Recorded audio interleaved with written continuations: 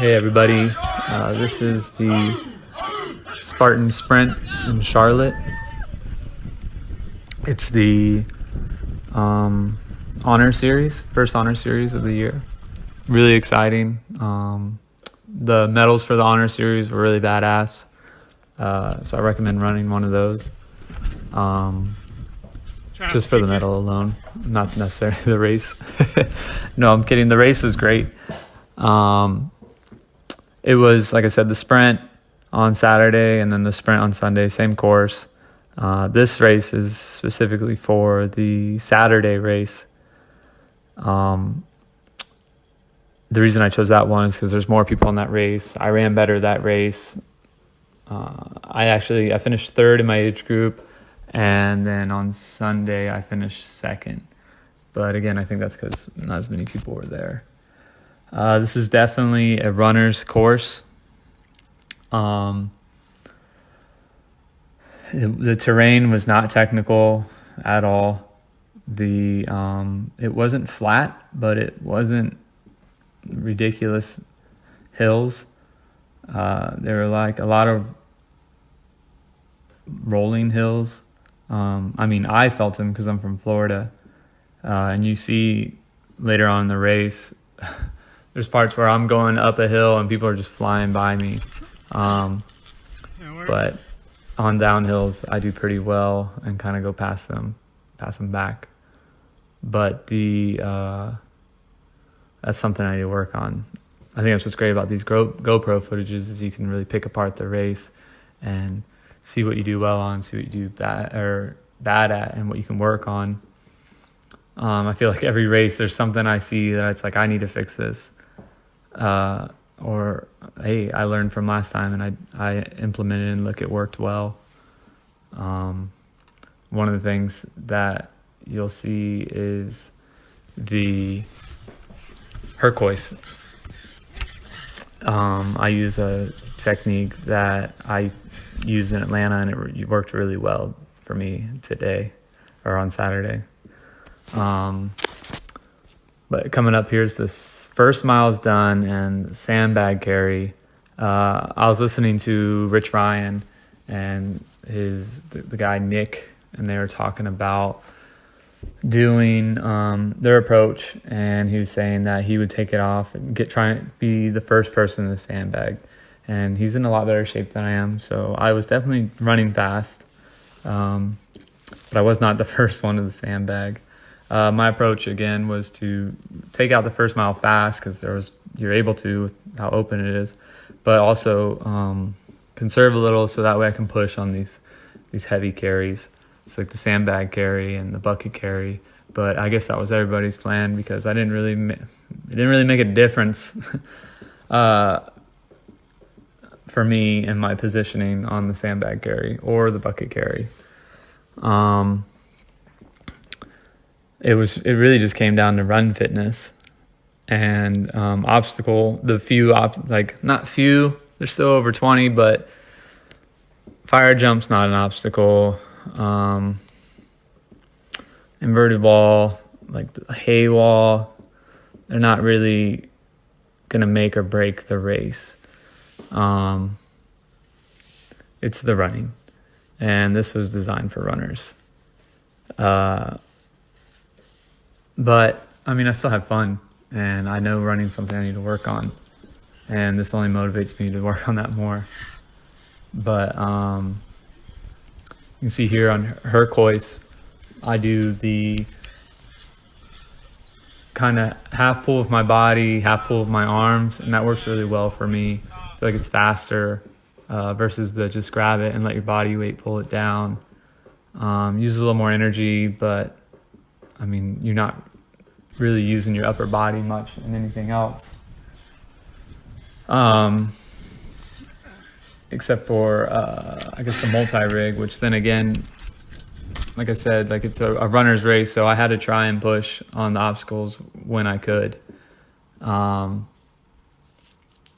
was listening to a podcast, The Running Public, and they were talking about obstacle proficiency and how they approach, like what's a safe and what's a aggressive approach. And I thought that was really interesting.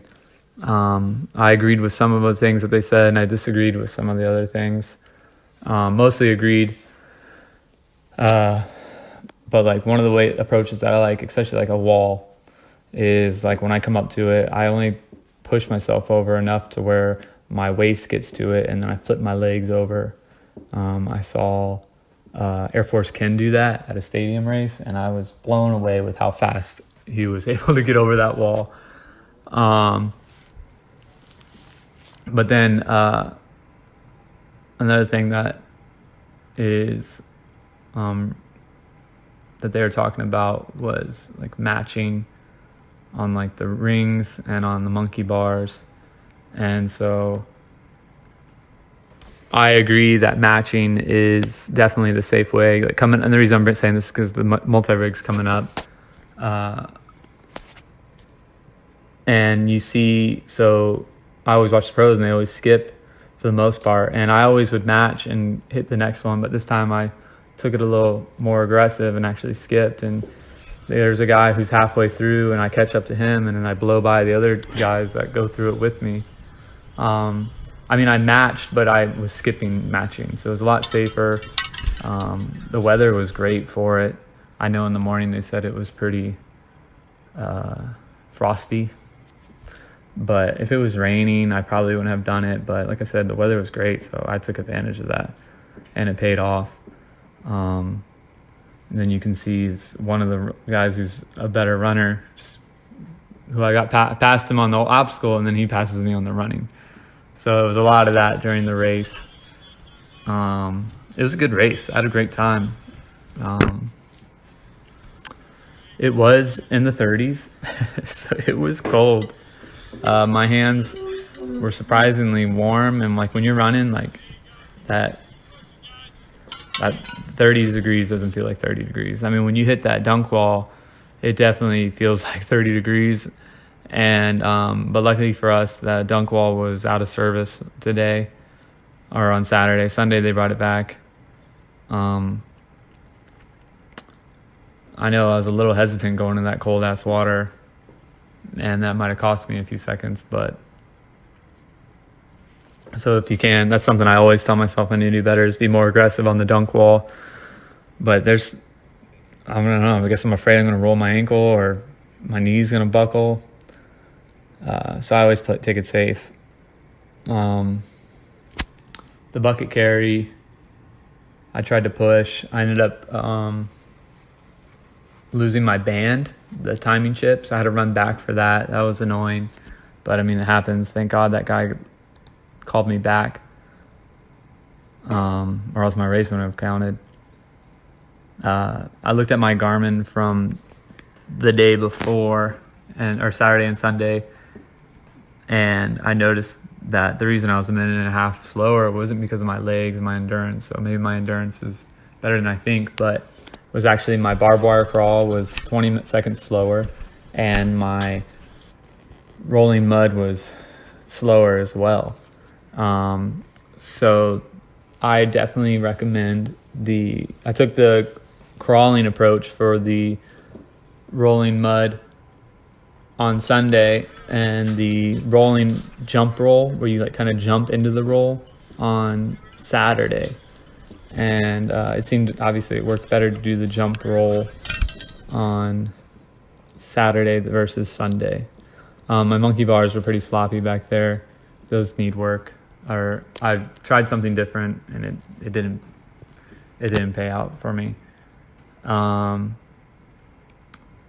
The fast matching is the way I recommend going on the, like, match each bar, but just as fast as you can. It can be slow if you go slow. And then, so after dunk wall, they're really nice, and they give us a spear throw. And I took my time. My hands were cold.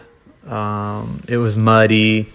One of the guys I was chasing missed, thank the Lord. I saw another guy miss that I was chasing. And so I knew, so what they had is they had a penalty loop, which I thought was pretty cool because burpees are stupid. And so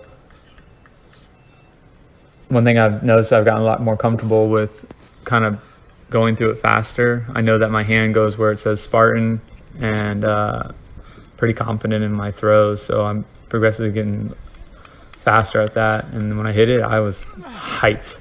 I know I took off running. I looked back at my pace, and I was running low sixes coming out of the spear throw.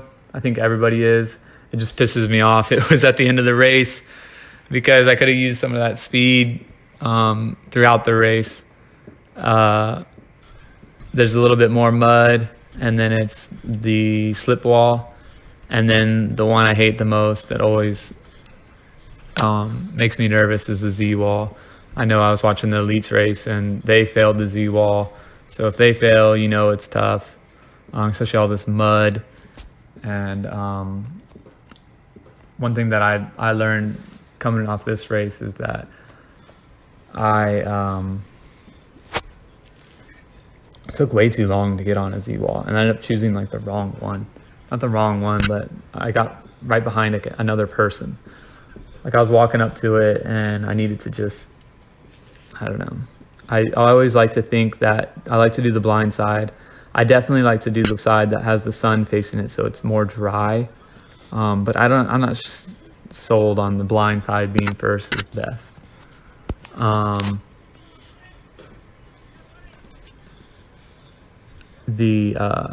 Then once the Z wall is over, it's rope climb, A-frame, and that's it. I know that Z wall is something I need to work on. I need to go bouldering some more and get better at that. But what's it called? The A-frame, I made a mistake, and you'll see that coming up. But I chose the wrong lane and ended up getting stuck behind a slower age group. And it didn't cost me, but I was kind of trying to chase down this one guy, and he ends up beating me. But whatever, he was a different age group. It was just a lesson learned, Overall, it was a great race. Loved it. I'll definitely want to go back. And I learned a lot. Happy with how I did. Next race is going to be the West Palm Beach 2 sprints. I imagine those are going to be a lot flatter and a lot faster. So I'm going to be working on some speed coming up in these next few days. But it was a great race. Thanks, Spartan.